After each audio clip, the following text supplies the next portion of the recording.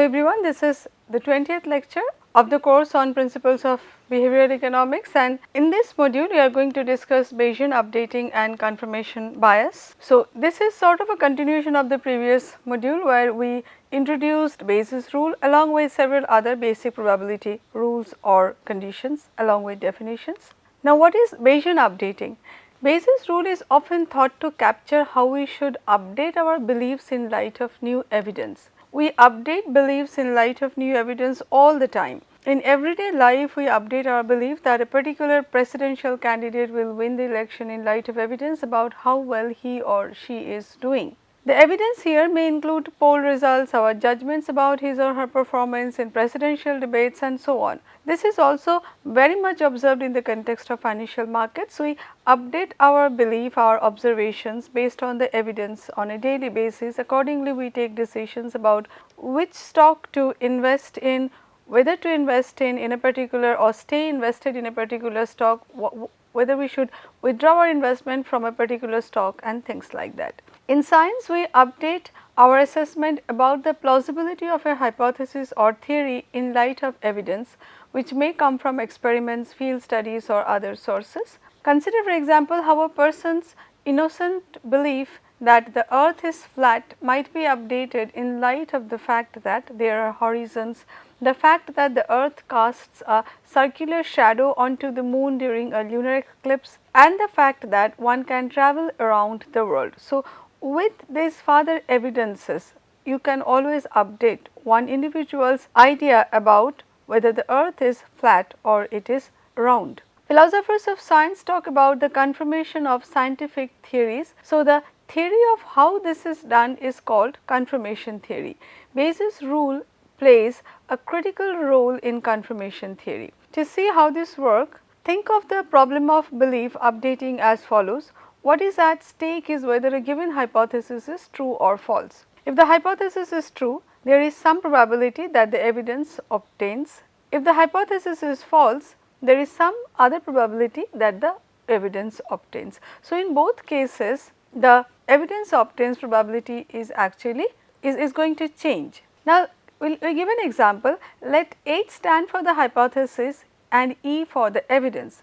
The probability of H is denoted by PRH and called the prior probability. So, this is the probability that we assign before the evidence comes into existence or we learn about the evidence. It is the probability that H is true before you learn whether E is true or not. The probability of H given E is denoted by, as we already know, PRH given E is called posterior probability. So, now you can see that once H comes into existence, then you update your probability of H. That is why it is called posterior probability. It is the probability that H obtains given that the evidence is true. This can be exemplified using decision tree. So, there are two possibilities, H not true and H true. So, we can further branch them out as probability of evidence given H is true, probability of no evidence given H holds, probability of evidence given not H holds, and probability of not evidence or no evidence given no hypothesis or not H holds, or the hypothesis is false here in these two cases, the hypothesis is true here in these cases. The question is what the posterior probability should be. This question is answered by a simple application of Bayes' rule, where we have already learnt about this formula in the previous slide. This is called the Bayesian rule, where probability of H given E is expressed something like this. The result tells us how to update our belief in the hypothesis H in light of the evidence E. So, as and when E comes into picture, how we are updating our hypothesis. Specifically, Bayes' rule tells you that the probability you assign to H being true should go from PH to probability H to probability H given E. If you change your beliefs in accordance with Bayes' rule, we say that you engage in Bayesian updating. So, moving from prior to posterior is basically the idea behind Bayesian updating. Suppose that John and Wes are arguing about whether a coin brought to class by a student has two heads or whether it is a fair one. Imagine that there are no other possibilities, that is, the student is not willing to show the coin. You are going to flip the coin and see the results, but before that you cannot check whether the coin is a fair one or not. You think that there is a possibility that the coin has heads on both sides and there is no tail on the coin. For whatever reason, the student will not let them inspect the coin, but she will allow them to observe the outcome of coin flips. Let H be the hypothesis that the coin has two heads, so that not H means that the coin is fair. It has one head and one tail. Let us consider John first. He thinks that the coin is unlikely to have two heads. His prior probability PRH is only 0.01. So, you understand that John's not H is 0.99. Now, suppose the student flips the coin and it comes up head. Let E means the coin comes up head. The problem is, what probability should John assign to H given that E is true? So, initially this was his probability, alternatively we can write this was his probability of H having both sides H. Now, we are asking what is this when E is the observation that first head has come up. Given Bayes' rule, computing John's posterior probability, which is probability H given E, is straightforward. We are given PH equals to 0.01 and therefore, we know that PR not H is 0.99. From the description of the problem, we also know that the conditional probabilities, probability E given H is equal to 1 and probability E given not H is 0.05. This is 1 because we have seen that a head has come up. So, what is the evidence? The evidence is that if we go by the hypothesis that it has both sides head, then the evidence says that the probability is 1. We have already got the evidence and it is not given not H, that one side is head and one side is tail, then the probability of the evidence is 0.05 because in the next flip it may turn out to be a tail. All that remains is to plug the numbers into the theorem. So, we already know this formula. When we plug in the values, it gives a number like 0.02. So, C, to begin with, John had probability H is equal to 0.01. Now, once the first evidence has come in, it has become 0.02, which is greater than 0.01. So, he is updating his belief. Now, the probability of the coin having both sides head is actually increasing. The fact that John's posterior probability H given E differs from his prior probability means that he updated his belief in light of the evidence. The observation of heads increased his probability that the coin has two heads as it should. Notice how the posterior probability reflects both the prior probability and the evidence E. Now, if John gets access to ever more evidence about the coin, that if he keeps on flipping the coin, then more and more evidence will come in. There is no reason why he should not update his belief again. Suppose that the student flips the coin a second time and gets heads again. We can figure out what John's probability should be after observing this second flip by simply treating his old posterior probability as the new prior probability and applying Bayes' rule once more. So, now it turns out to be 0.04. So, again you can see that in the first trial it was, suppose I call it the first posterior probability and that was 0.02. This is the second posterior probability which turns out to be 0.04, greater than 0.02. So, he is continuously updating himself about the possibility of the coin being an unfair one.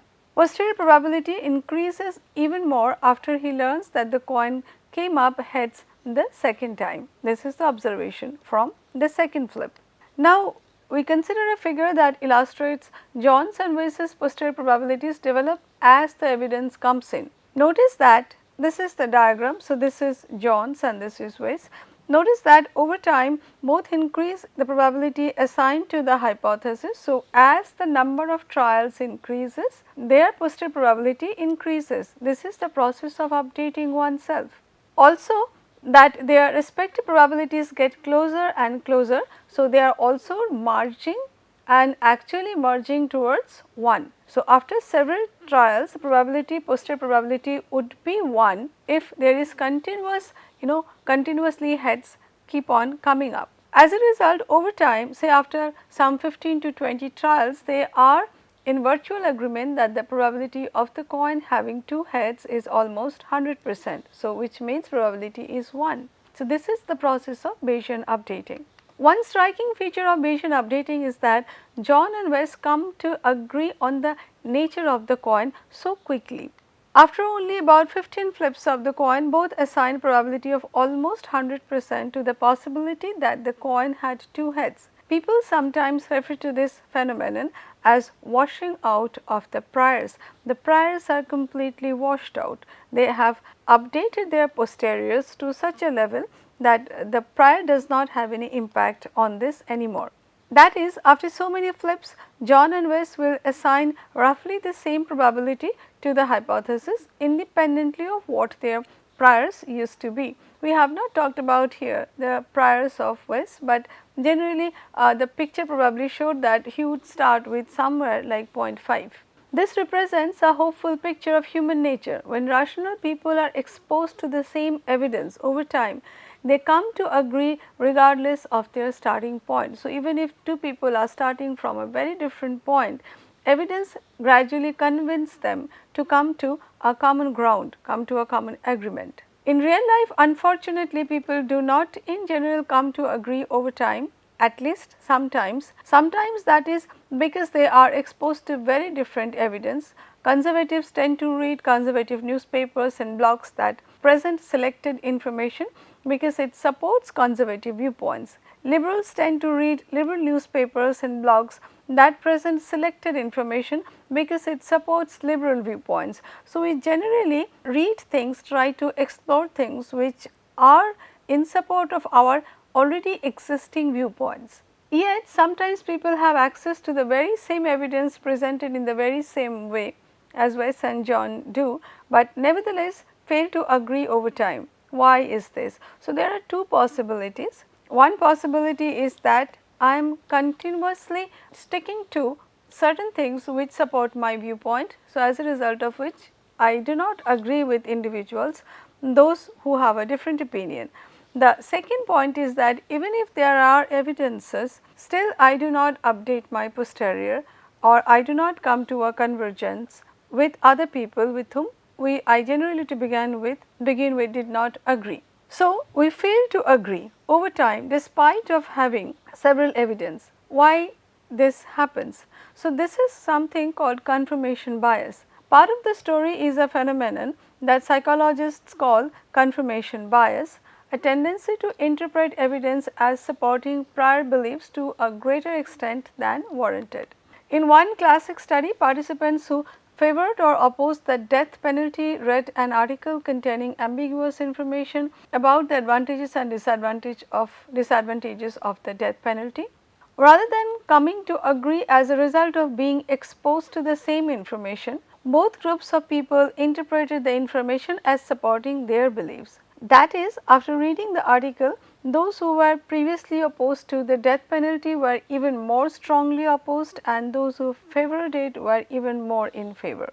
So, basically if some information are provided which is actually not very clear against any idea or in favor of any idea, then even after getting those additional information, people may not change sides. They would stick to their own ideas and can become even stronger about their own ideas. In the presence of confirmation bias, the following figure shows how people's belief changes as they are exposed to evidence. Now, so far we consider three individuals A, individual B and C.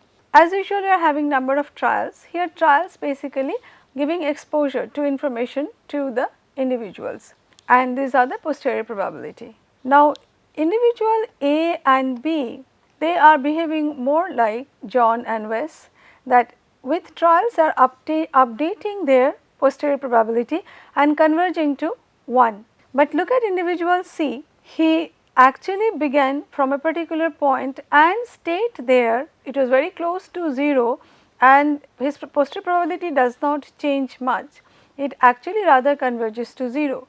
So, this is the case of confirmation bias. When the individual does not update his or her posterior probability despite of having sufficient number of information or amount of evidence. In order for the evidence to be sufficiently convincing, we have individual A and B who updated their posteriors, but C did not update, which means he is suffering from confirmation bias. Confirmation bias can explain a whole range of phenomena.